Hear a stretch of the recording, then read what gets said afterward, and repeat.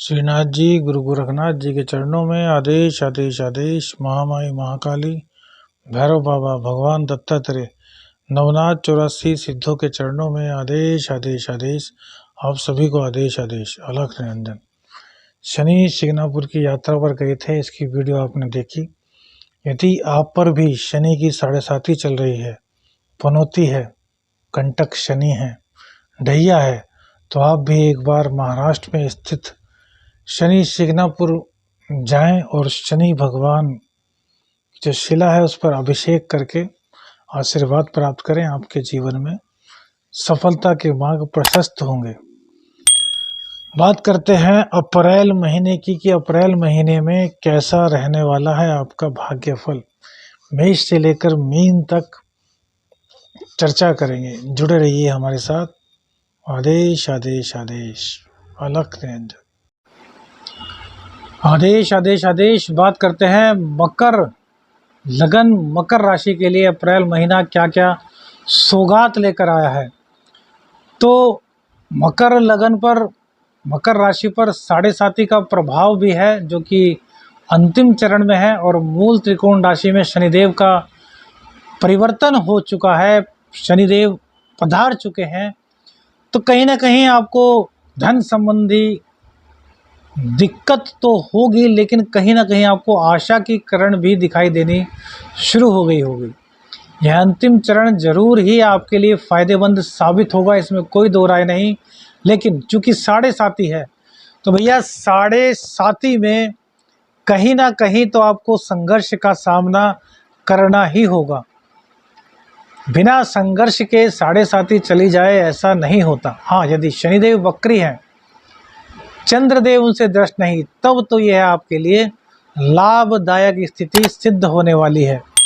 अब लगन के स्वामी का धन स्थान में बैठना, यदि आप धन कमाने की ओर पूर्ण रूप से प्रवृत्त रहेंगे, आपकी अभिरुचि धन कमाने में रहेगी, कुटुंब से कहीं ना कहीं मतभेद रहेगा, कुटुंबी जनों का कहीं ना कहीं आपको विरोध झेलना पड़ेगा, लेकिन धन के मामले में आप कहीं ना कहीं सफल सिद्ध होंगे।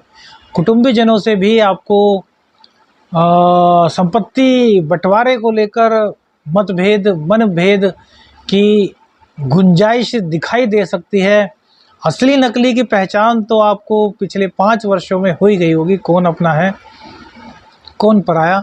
और जो थोड़े बहुत बचे हैं वो इन 2.5 सालों में भी आपको पता चल जाएगा कि कौन अपना है कौन पराया है। सभी परिस्थितियों से शनिदेव पर्दा उठाने ही वाले हैं, उदय हो चुके हैं। और उधर अब राहु और गुरुदेव भी एक साथ जल्द ही 22 अप्रैल के बाद आने वाले हैं। तो भैया कई दिक्कतों का सामना करना होगा। तो इन दिक्कतों से बचने के लिए आपको बता चुके हैं कि सुंदरकांड का पाठ तो आपको अवश्य करना ही है। सुंदरकांड का पाठ मंगल और शनिवार में करते रहिए, और यदि रोज कर सकते हैं तो अति उत्तम स्थिति सिद्ध होगी। तृतीय स्थान में आपके सूर्य और गुरुदेव बैठे हैं। अष्टम के स्वामी सूर्यदेव तृतीय स्थान में बैठे हैं, अर्थात पराक्रम के बल पर आपके कार्य बनने वाले हैं। कोई गुप्त रूप से आपको उपलब्धि भी प्राप्त हो सकती है, कोई गुप्त मित्र आपकी सहायता कर सकते हैं इस वक्त पर।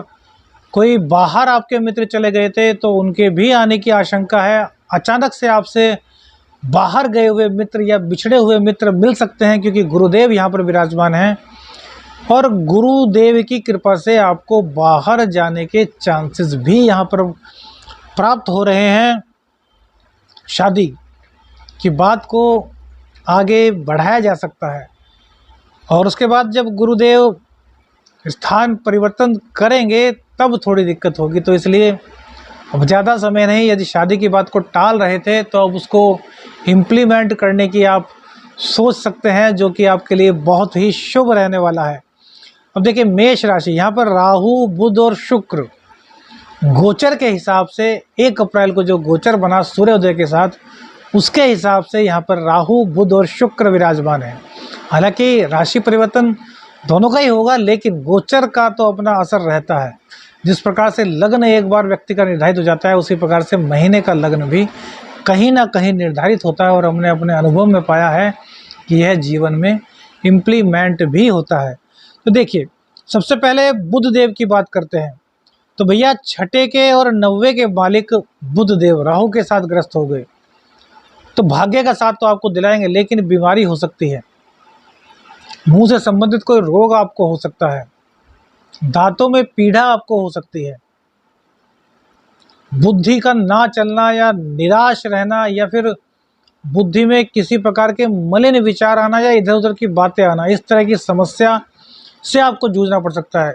उपाय, गणेश भगवान जी का व्रत कीजिए, गणेश भगवान जी की पूजा अर्चना कीजिए, तो भाग्य का साथ आपको 90 से 100% तो मिलना तय है। बस गणेश भगवान जी की आराधना। अब राहु के साथ शुक्र देव विराजमान है, तो शुक्र देव आपके पंचम के और सप्तम दशम के स्वामी होते हैं। तो पंचम के और दशम के स्वामी का राहु के साथ ग्रसित हो जाना यहाँ पर स्थिति को कहीं ना कहीं आपके विपरीत बनाता है।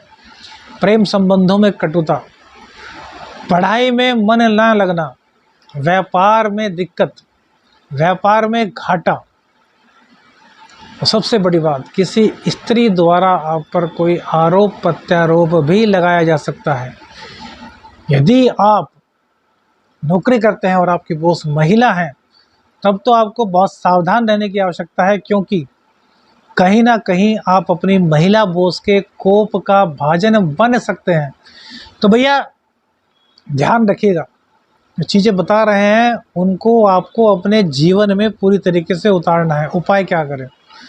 तो अपनी पत्नी से कहें कि वह लक्ष्मी माता का व्रत शुरू कर दें, और यदि आप सक्षम हैं, आपके पास वक्त है, तो आप, यदि पुरुष हैं तो आप स्वयं करें, नहीं तो पत्नी से कह सकते हैं। और यदि शादी नहीं हुई तो स्वयं करें, या फिर अपनी माताश्री से कहें कि वो आपके लिए व्रत करें।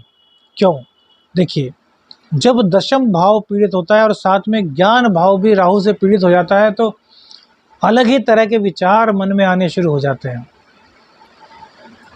कुछ भी बात नहीं होती, सोचने लगते हैं। कहते हैं ना, सपनों की दुनिया में खो जाते हैं। बहुत बड़ा स्वप्न कोई देख लेंगे और फिर उस स्वप्न में खो जाएंगे। उस स्वप्न का आपकी वास्तविक ज़िंदगी से कोई लेना देना नहीं होगा, लेकिन उसके स्वप्न के चक्कर में कोई गलत कार्य कर बैठेंगे और फिर फंस जाएंगे। चतुर्थ स्थान में बैठा राहु माँ के स्वास्थ्य को खराब करेगा, वहीं पिता के स्वास्थ्य को भी खराब करेगा। लेकिन राजनीति में यदि आप हैं तो यह कहीं ना कहीं आपके लिए सकारात्मक पहलू सिद्ध होगा। राहु देवता के कोप से बचने के लिए, राहु देवता के दुष्परिणाम से बचने के लिए आपको एक सूखा नारियल लेना है, अपने ऊपर से 7 बार एंटी क्लॉकवाइज उतारना है और प्रत्येक बुधवार चलते हुए दरिया में प्रवाहित कर देना है। जिन लोगों के यहाँ चलता हुआ दरिया नहीं है, वह पीपल के वृक्ष के नीचे सूखे नारियल को 7 बार एंटी क्लॉकवाइज उतार कर रख सकते हैं। इसके बाद चंद्रदेव अपने ही घर में चतुर्थ स्थान में सप्तम भाव में बैठे हुए हैं, तो यहाँ पर दाम्पत्य का सुख आपको मिलेगा, लेकिन दाम्पत्य को लेकर भी मन डावाडोल रहेगा। कभी लगेगा पति हैं तो पत्नी बहुत अच्छी है, और कभी लगेगा नहीं यार गलत है, पत्नी है तो लगेगा पति बहुत अच्छा है, फिर सोचेंगे नहीं यार ठीक नहीं है। तो इस व्याकुलता को निकाल दीजिए, क्योंकि चंद्र का स्वभाव है बढ़ना और घटना। दाम्पत्य जीवन में पूर्ण रूप से ध्यान दीजिए। केतु देव 10वें स्थान में बैठे हैं, तो यह सकारात्मक पहलू है, लेकिन राहु की दृष्टि यहाँ पर होने के कारण राजनीति में आपको सफलता मिलेगी, पिता के स्वास्थ्य खराब हो सकता है। वहीं नौकरी में यदि आप हैं तो आपको सावधान रहना है। व्यापार यदि आप करते हैं, अर्थात सरकारी नौकरी में आप हैं, तो भी आपको सावधान रहने की आवश्यकता है। इन लीगल कार्यों से बचना है, लीगली कार्यों पर ध्यान दें, मेहनत से कार्य करें। और सुंदरकांड का पाठ मंगलवार में, शनिवार में करना ना भूलें, रोज कर सकते हैं। बहुत अच्छा। आदेश आदेश आदेश अलग।